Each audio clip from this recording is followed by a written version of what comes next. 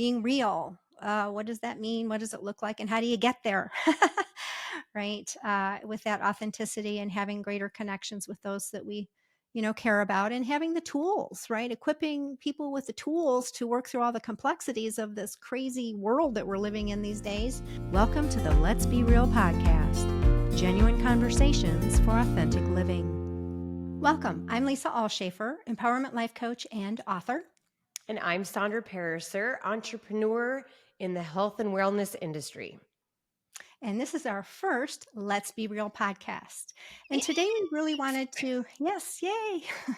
And today we really wanted to share our vision for the podcast, along with, covering some of the subjects that we'll be talking about, as well as introducing you to who we are, how we got here, and really just why we started this whole Let's Be Real podcast. So Sondra, why don't you share kind of our vision for why we're doing this? Absolutely. Our vision's to create a movement where you, our beloved listeners, can boldly embrace your true selves, build authentic connections, lead more purposeful and harmonious lives while learning the tools to navigate all the complexities of today's super fast moving world. Good. That's awesome. And so some of the subjects that we'll be covering as we go from week to week, which we will be putting this podcast out once a week. And that's things like mindset, having the right mindset to create the life you want, how to overcome things like overwhelm and stress and burnout, and just how to deal with a lot of the changing daily changes in our world today and all the uncertainties, how to improve your relationships and the communication you have with those you really care about and love, whether it's your spouse, whether it's your kids, whether it's your coworkers, your friends, or whoever it might be. Also, how to deal with stress. What do you do with stress and your negative emotions, whether it be sadness or anger or, guilt or any of that really are just the human emotions that a lot of people really have a challenge in knowing what to do with all those negative emotions, as well as how to really align with your spirit so you can feel more fulfillment and feel more purposeful in how you're living your life, and so much, much more. So Sondra, why don't you share with everyone kind of your story and what's led up to today, including your background, your challenges, and how you overcame the things that you had to go through in your life to achieve the kind of success you've had in your life today, including, by the way, an annual 7-figure income in your business year over year for the past decade. Oh, it's better that you said that than for me to have said that. So it's not something I like to put a poster child. But when you hear my story, you'll understand why Lisa feels the need to share that, because it's a huge accomplishment. Just kind of a brief look into my life. And I guess I'll have to start with the most important piece, which we will be covering in the weeks to come, which is our childhood. And then that gets stuck in what we refer to as the inner child. Your actual child self will start to lay over into your adult child self. So my childhood was,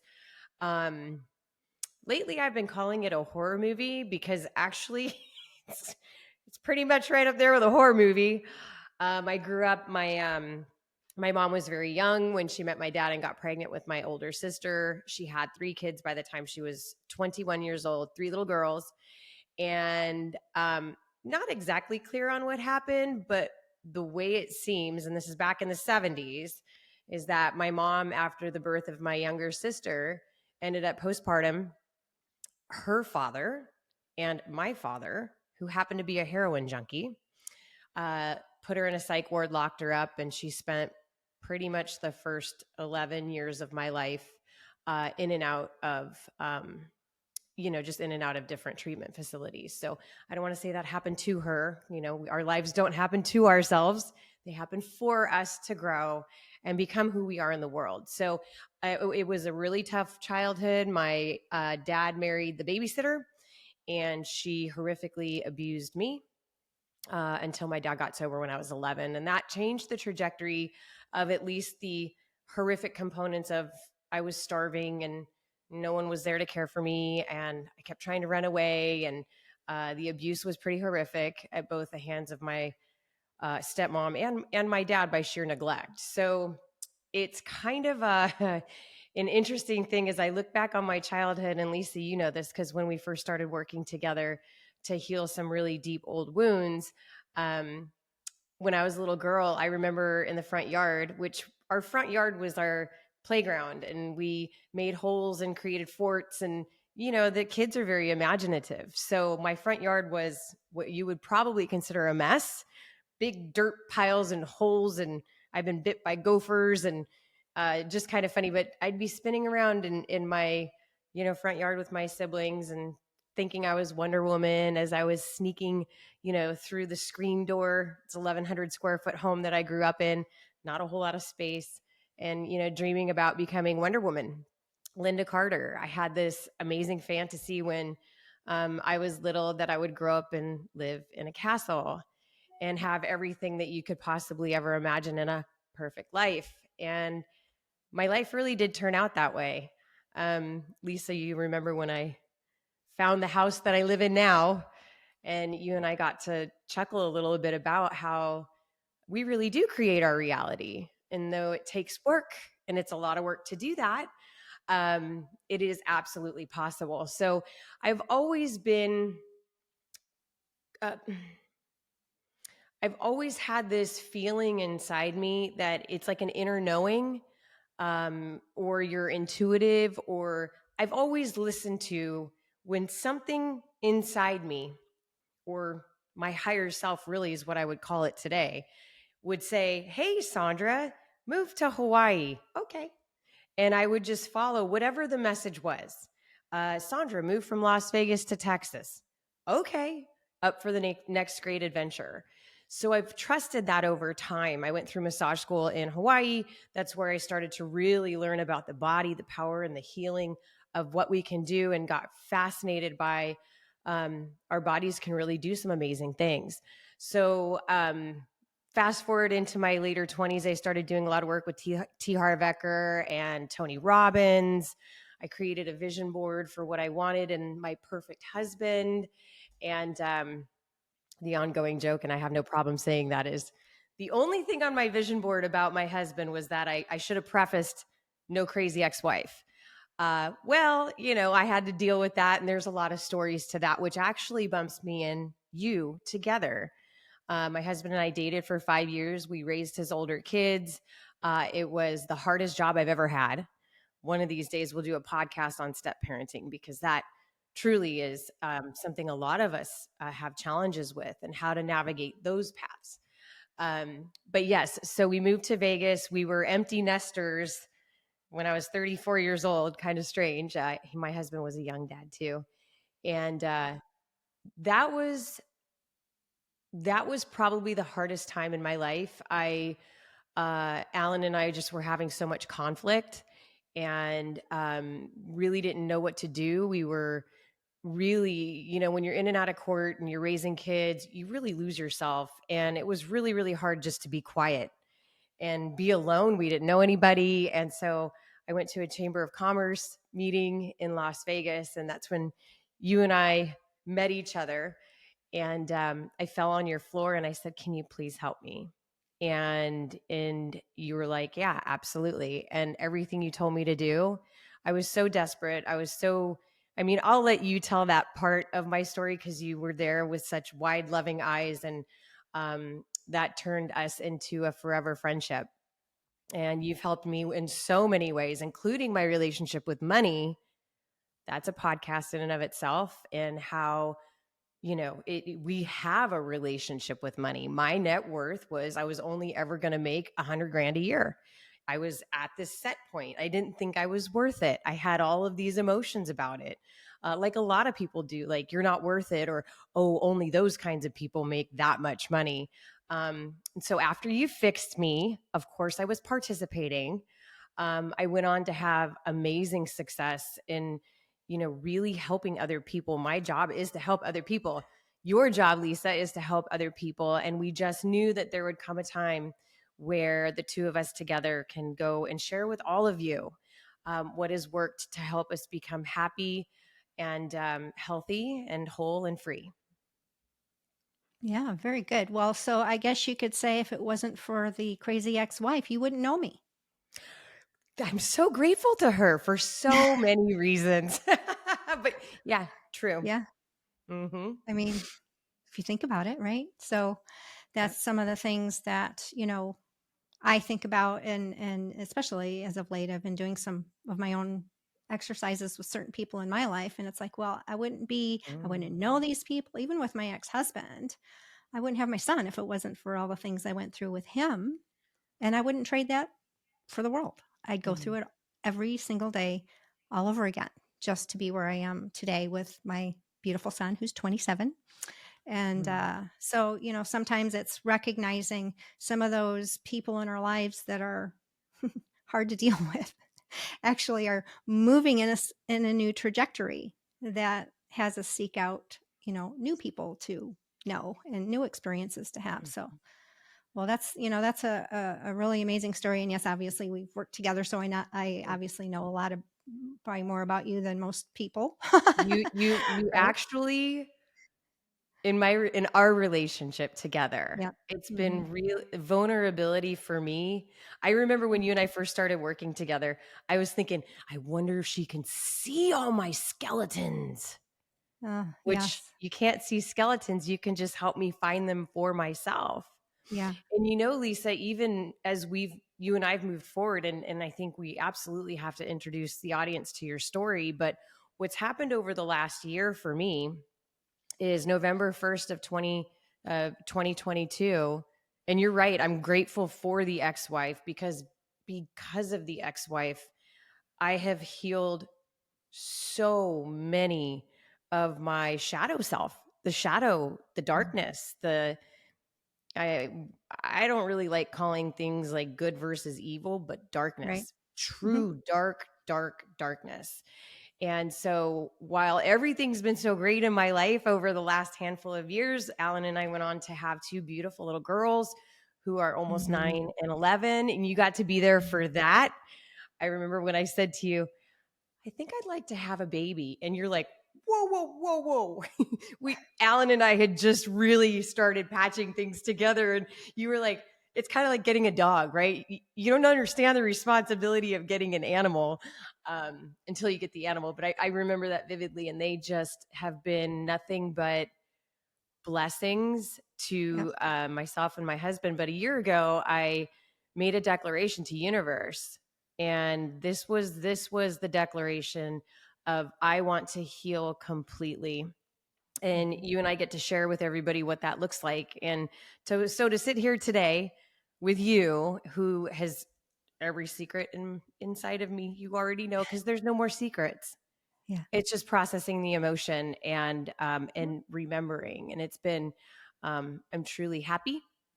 Yeah. I think we're all living at a beautiful time on planet Earth where we get to Right.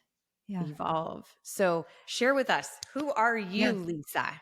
Yes, I will. And just, to go a little bit into the shadow side is we will definitely have an episode or two or three or five about that one. But, everyone has positive and negative inside them. And that shadow side is really that negative side. And the secrets that we hold, we have usually more shame and embarrassment and whatever hidden stuff around than when we actually put it out on the table, put it into the light. It's like, oh, it's actually okay. I've been harboring this whatever around it, and once it's even shared with just one trusted, one person who's able to receive that without judgment, it lightens up the load. It lightens up and starts to free ourselves from the darkness, from the things that we keep hidden. I've had people tell me things that, whether it's they had an abortion, 20 years ago and no one ever knew, and they lived with some shame of that or whatever it was, or whatever, it's sexual abuse, whatnot. And so, once we'll feel safe enough to be vulnerable and share that with another person, it really does it absolutely accelerates the healing process around whatever that hidden experience was. So and it takes a lot of courage to be vulnerable. It So does, good for and you. I Good for you. appreciate your if it really is about not Hmm. judging yourself, not Yes. judging others. And I think that one of your superpowers has really gotten so much more powerful as you've helped support me in this last year of, my next level of growth Yep. to feel so safe. And Mm, the more vulnerable I was, the safer that I felt, the more I knew I could tell you anything and you yeah. would help. Like together we could feel it, organize it. I mean, I went through some really painful stuff. And, you're a human being. You felt and you love Mhm. me. And so this is Mhm. what we want to do for other people, for all of Yeah. you, is to build a community of people, just no judgment, nothing but love. And yeah, so Yeah. we'll cover, I mean, Mm. that's just Yes. the biggest topic, releasing judgment of self. And I think Um, this is why the podcast is so perfectly named, which, by the way, you came up with the name of the podcast and did an amazing job, the Let's Be Real podcast, because it really is about achieving authenticity and recognizing that we have all these aspects of ourself. And even as we share our stories, I mean, that's the thing. Most people are walking around thinking, I'm the only one who feels this way, or I'm the only one who has this experience. And it's just simply not true. mhm, And so therefore, by hearing other people's stories and seeing other people who are being real and willing to be vulnerable and sharing, and some of the things that maybe they wouldn't normally share, mhm. and especially in such a public and open venue. The hope is to give them the courage to find somebody, at least find somebody in their life that they can Mhm. share with, or find a life coach, find a special, a good friend, someone to be able to share some of the stuff with and work it through, so that they're not harboring a lot of their things that actually keep them from accepting who they really are, because Mhm. they think they're this negative thing and they're really not. That's just a part of themselves that hasn't been healed yet. And once that becomes healed, they actually integrate that into the whole of them, and then they become truly their authentic self, which is just an amazing experience. But you can't do it unless you're dealing with that stuff. Otherwise, it's blocking that process from happening. So, Yeah. yeah. So tell us, how did you become Lisa Ulshafer today? Okay, so how I became Lisa Ulshafer.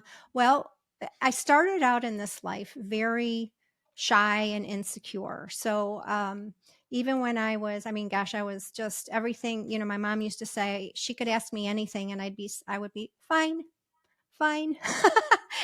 I didn't have opinions. I stayed pretty much, to myself, and very hooked into the whole shy dynamic. So much so that by the time I hit probably 12, maybe, and this is pre internet, by the way, I went to the library to find some book, something that I could, read that would help me to break out of that shell of shyness. And so it really, again, personal growth was something that at that time it was like self help, right? The self help section of the bookstore, or the library.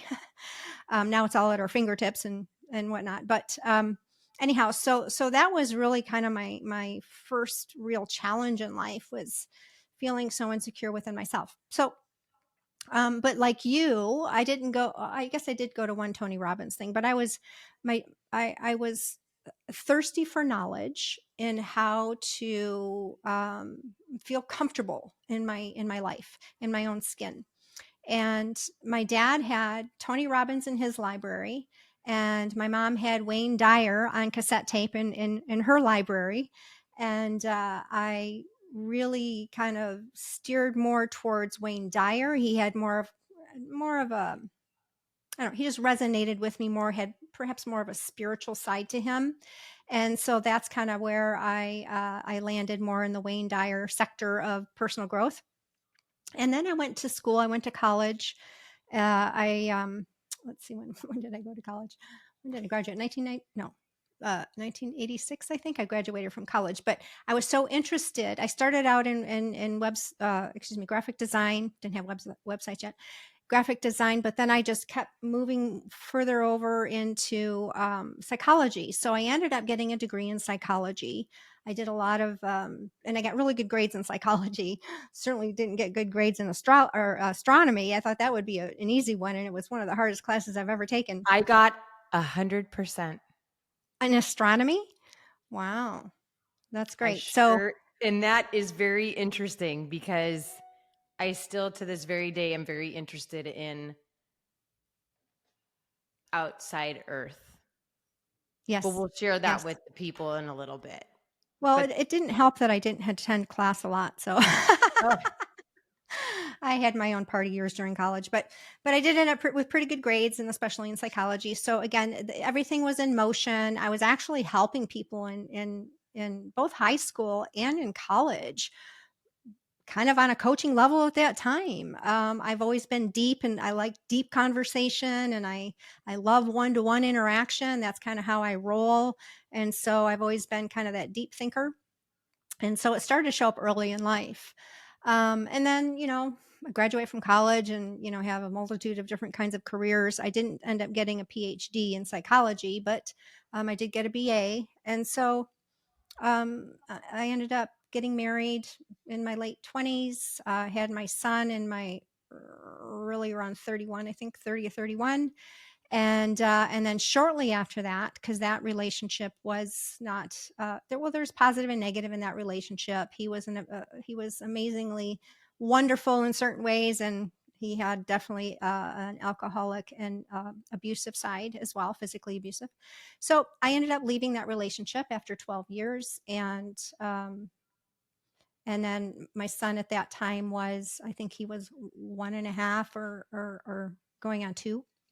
And then, oh wow, and then I didn't realize you were married for a long time I before wasn't Eric married for was the whole born. 12 years, but You we were were together. together? Yeah, yeah. Yeah. Okay. Uh, and then married for maybe a third or half of that. So Mhm. it seems so far away. It seems like putting all that the timelines together is a little challenging. But yeah, so but his father decided to just disappear. And so I raised Eric by myself. He never has met his father or talked to his father because he just completely left. And which in hindsight and kind of at the time, it was actually a blessing because he had some pretty hardcore stuff he was dealing with, and quite honestly, I was in fear of my life. So anyhow, so that ended up having me raise my son Eric pretty much by myself for his pretty much his entire life. There was a few relationships in there, but I pretty much raised him by myself.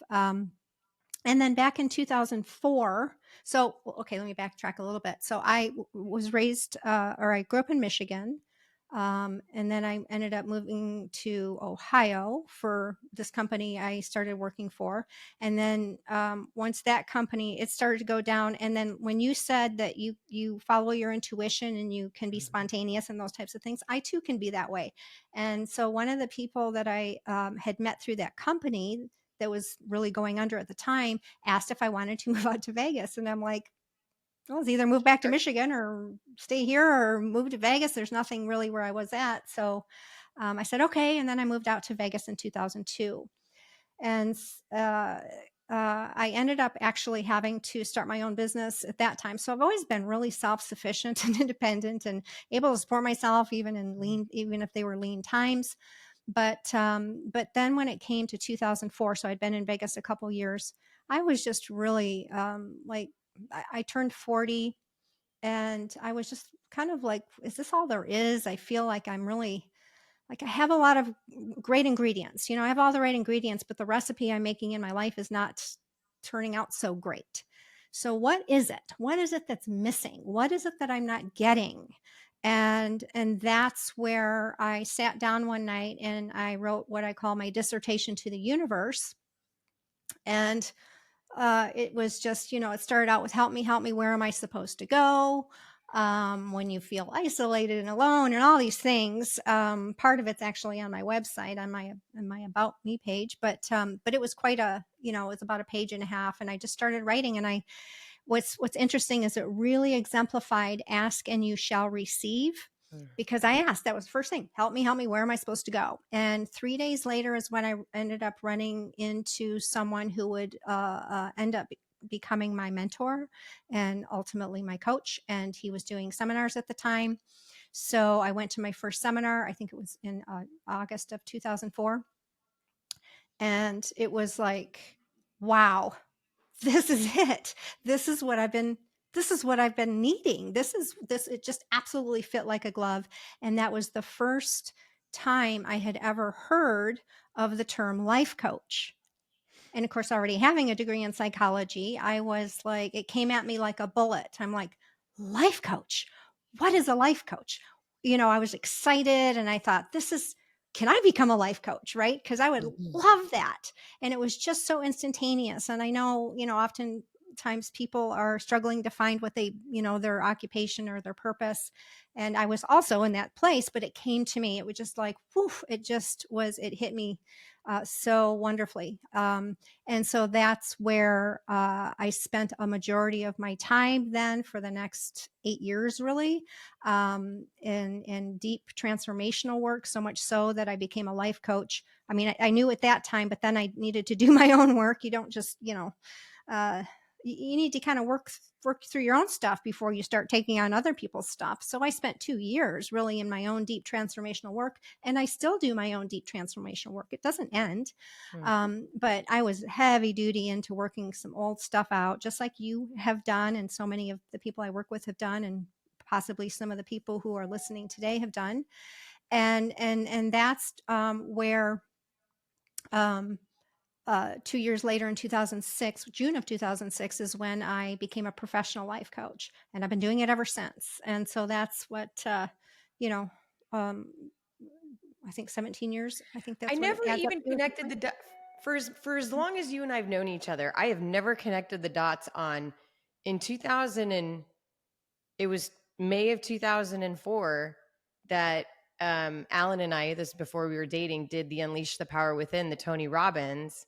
Yeah. And I, like you, would have gone a little more Wayne Dyer-ish. I ended up going with T. Harv Eker, who had Yep. way more of a softer soul.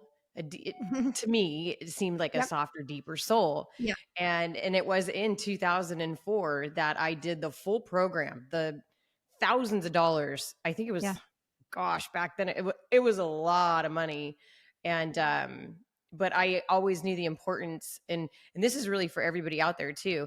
Would you say Lisa's worth every penny? I can say I wouldn't be where I'm at today had I not taken that time and the money um, into finding a trusted person.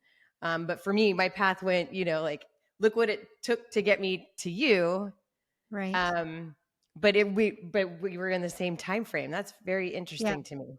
Very Yeah. I interesting. know some other people who were in the same time frame as well, who they were, it's, Wow. kind of like these parallel, similar lives. Just the meeting hadn't come until later on in life.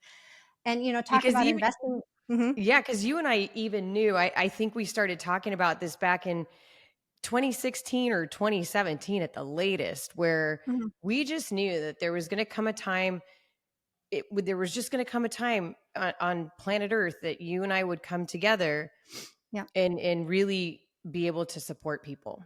So Yeah. anyway, time's now.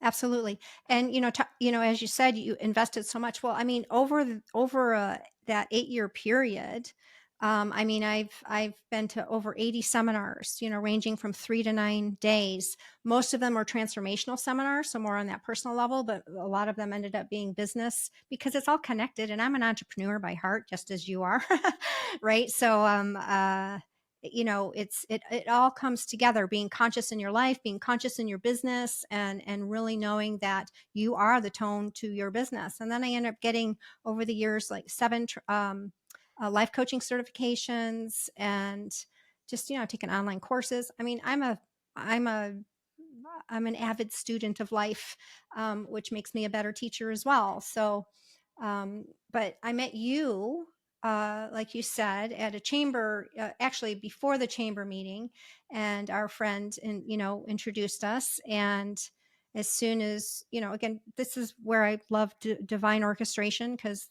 truly I felt that's what it was. And, you were there to meet actually our friend, and I was kind of the tag along for the day, or for the afternoon. And then once, our friend introduced me, and you asked what I did, I said, "Well, I'm a transformational life coach." And then you just, like, it was like immediate. You just, you said, excuse me, can we do this meeting? Because you were doing a meeting with her. Can we do this another time? Because I need to talk to you.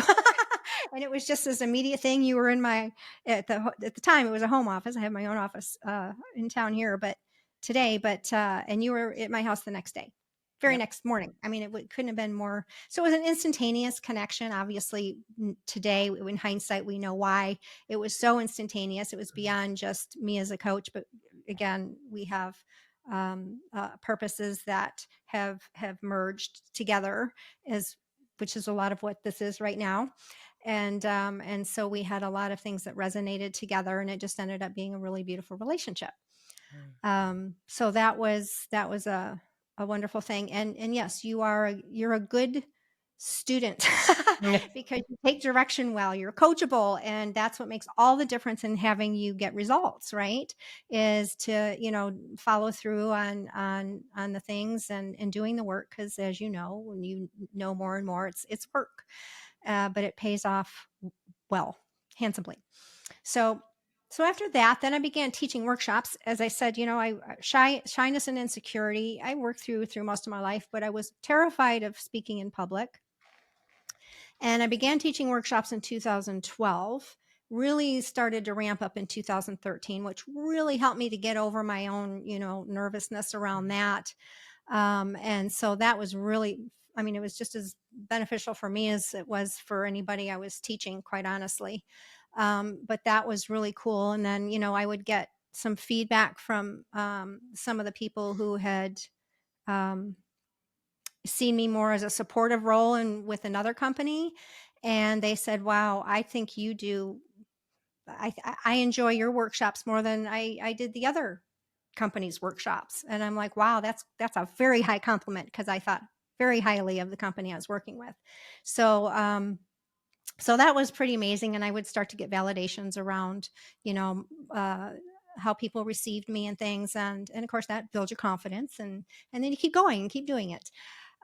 So then we reached 2015, and that's when I launched my first book. It's called Journey with an Angel, Finding Your Way Back. And it's very much a combination of transformational and spiritual work. And But that don't was, you but don't you also mhm, think, because I did know you through that time, and mhm, you were building, you were growing, and yep, in your own personal life, and you were going through some, relationship stuff, and because you were growing, because you were expanding, because you were healing your wounds, you were realizing, okay, wait, this doesn't serve me, I'm going to go over here.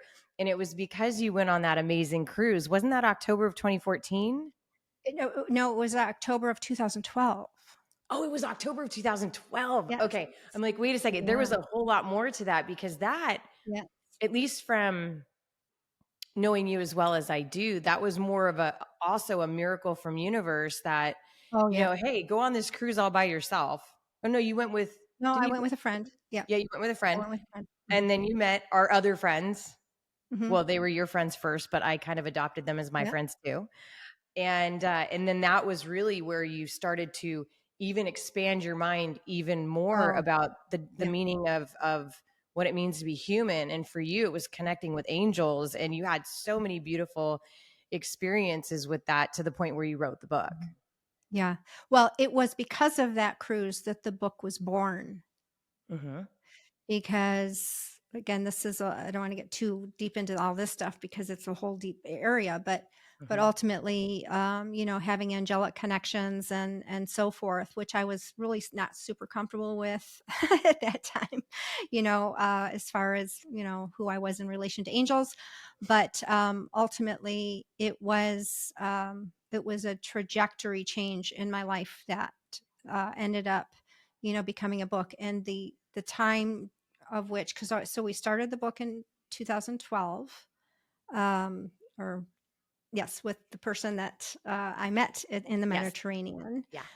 He helped to channel some things in. He's a channel, and quite a lot actually. And so, but then it ended up just taking on its own course, and the time. So from 2012, it was actually 11/11 the day we started writing. And I was just Oh, like, we didn't plan it that way. It ended up being that way.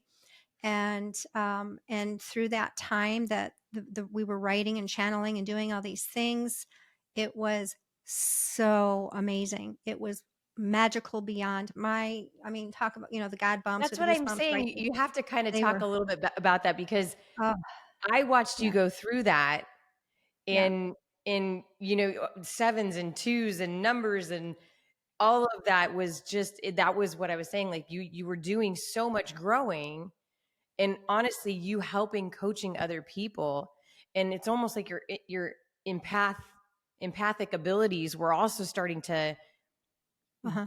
kind of Oh, yeah. spark plug all over the place.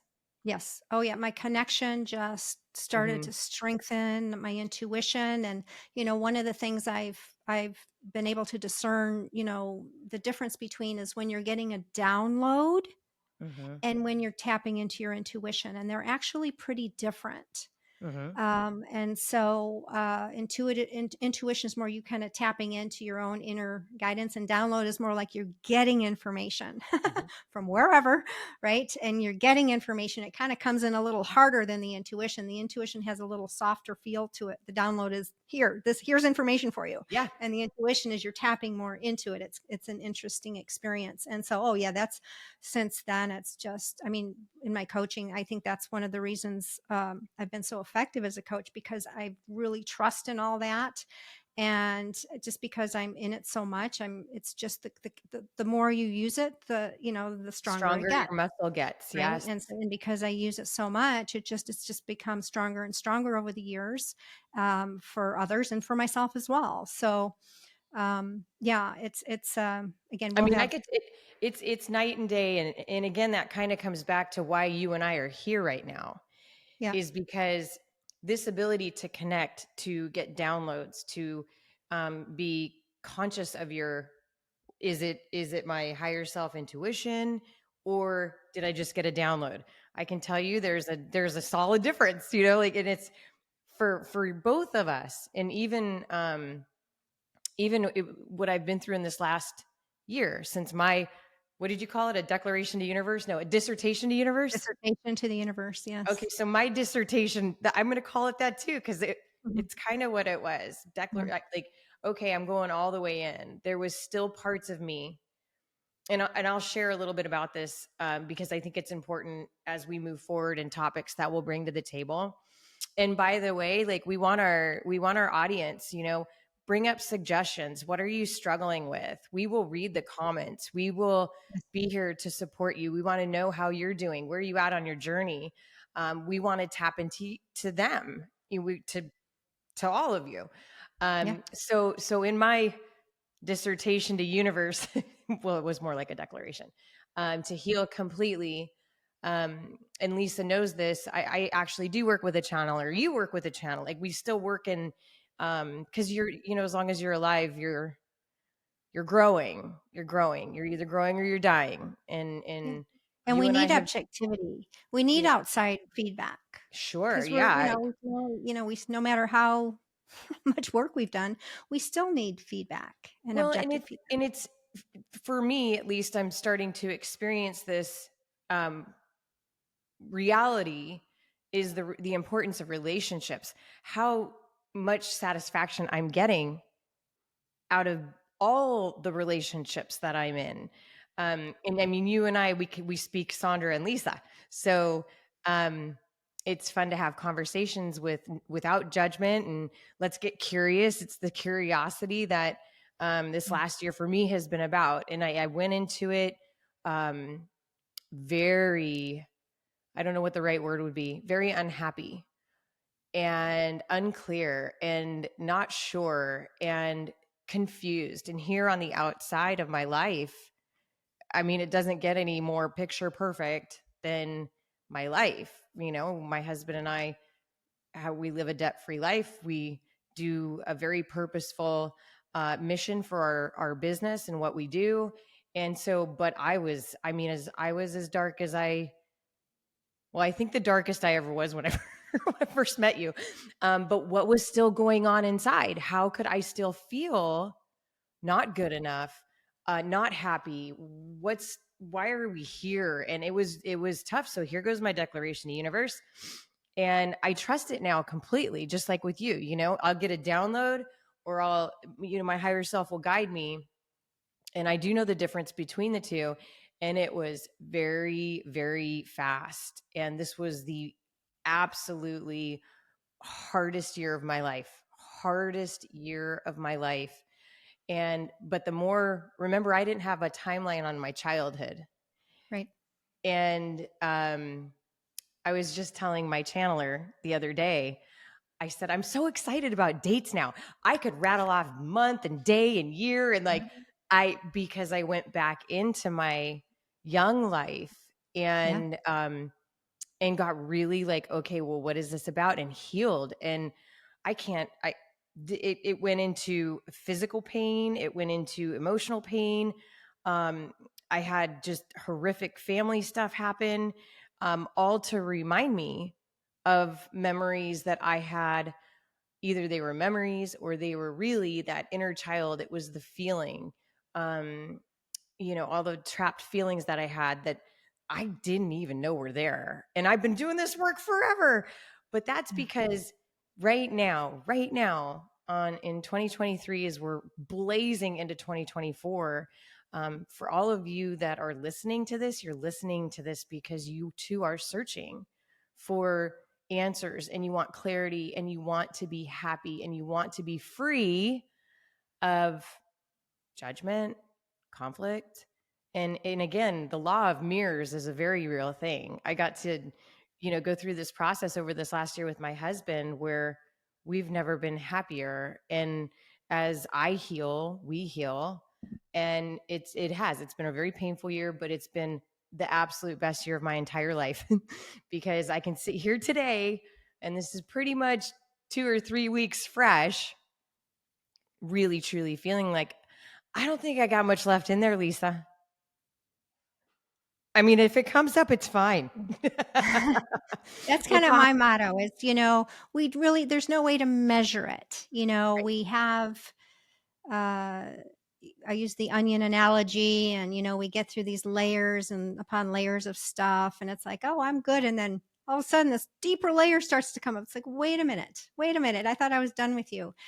So I just go with it. Like you just said, if there's more to go, then it's going to show itself, and so forth. But it's just something you can't really measure. I mean, you can measure through the results in your life, because the results in your life will reflect back to you kind of where you're at. Your Mhm, results are really gauges on to continue to show you, both positive and negatively what's going on within you. So um uh, as long as we're here, we probably have more to go. mhm, Because mhm, there's no end. It's even when you become masterful in certain areas of your life, then it's becoming refined in the mastery of whatever that mhm, area of your life is. mhm. So there's no and it's a good thing. Otherwise we'd all be bored, if we can So only get to a bored. certain spot and then stop. It's like, okay, now what? Yeah, but yes, you've Well, and certainly even done. even that part of it, Yeah. there was a point of my misery in this experience of this last year. I want to say maybe it was January or February, and I was doing some work with you, actually. So I was working with you. I was working with my channeler, and really digging into the layers of the onion. And there was this point that um, I just wanted to quit. I wanted to leave. I didn't want to work on my marriage anymore. I didn't want to I'm so tired of just like, gosh, is this ever going to end? and and I'm not where I was then, but you said to me in no uncertain terms, and it's because of our relation, your and my relationship, Lisa, that you said to me, you can work this out here. You can work this out in your next relationship. You want to do it here. You want to do it in the next one. I'm like, oh, God. I'm gonna work it out here. And you wrap me up in a big hug. And even though I'm in Texas and you're in Vegas, like I could feel you. And I knew that you were all right, Sondra, let's go a little bit deeper. And that had to have been January or February because the end of February was my memories of my dad and that whole relationship. And because then March was my brother and that whole relationship. And We don't have enough time to go down all these little rabbit holes, but we'll pick one um, just to show everybody like there's no one who's exempt from the game of life. And Right. when you make a dissertation or a declaration to universe, Mhm. buckle up, Good buttercup. You're answer. going for a That's right. ride. 'Cause Yeah. So you've given the permission to start pulling you in the direction you're needing to go, a and that's hundred out of our percent. comfort zone. It's out of Yes. our comfort zone, and that's where Yes. people really struggle with. And I wanted to share when you were talking about, on the outside everything looked perfect and you Hmm. have all the success and a beautiful family and, healthy individuals and marriage, all that kind of stuff. And I think what's important too is that, so many people, especially in this social media world, put on this, uh, facade, so to speak. Yeah. And not that it Facade was a for sure. facade, it was real for you that you had all this. But what people don't see is the turmoil, this internal struggle that so many people are walking around with.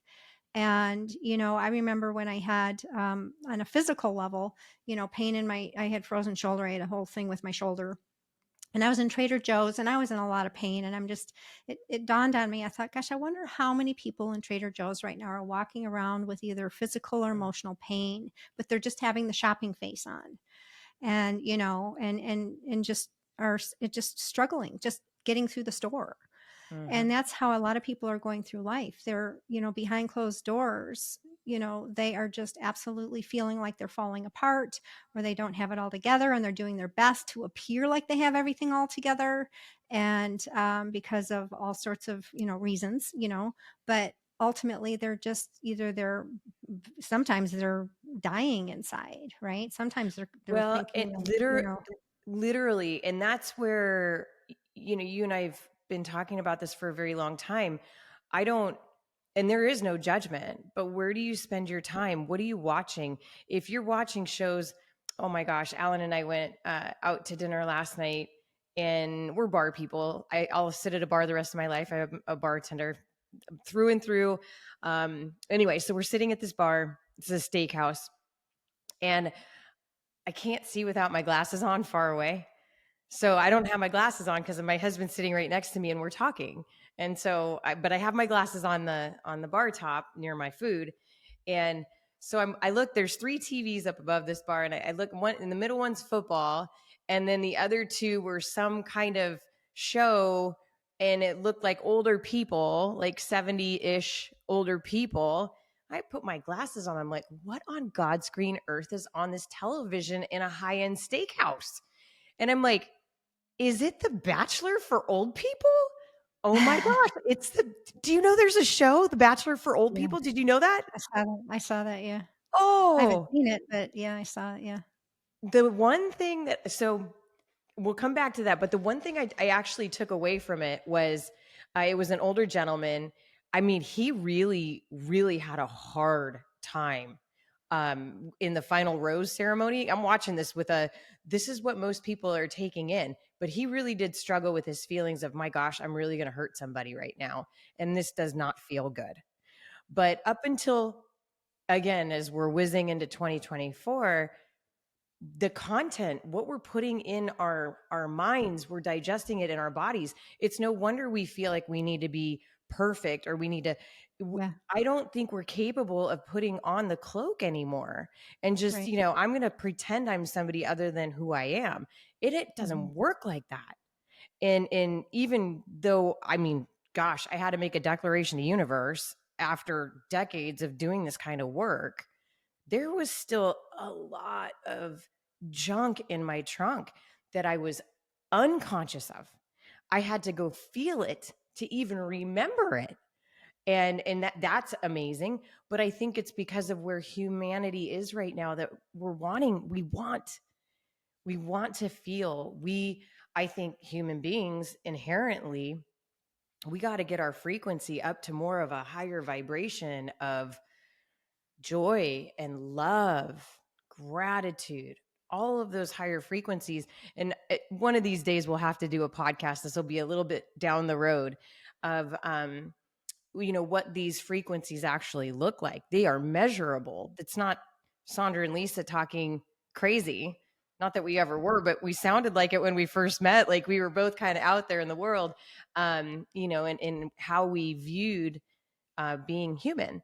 But now it's measurable, and there is this shift in consciousness for sure. That what we really want to share with everybody is just, you got this and we got you, and if you're listening, we love you and we want you to feel safe here, and get information and take it away with you to use in your life.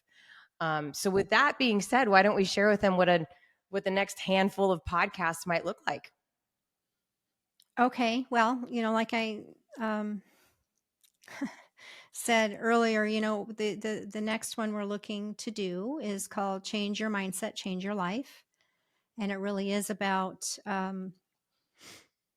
a fixed mindset versus a growth mindset, and just what each of those looks like, and how to move towards, think of it as a spectrum. So you have fixed on one end and growth mindset on the other.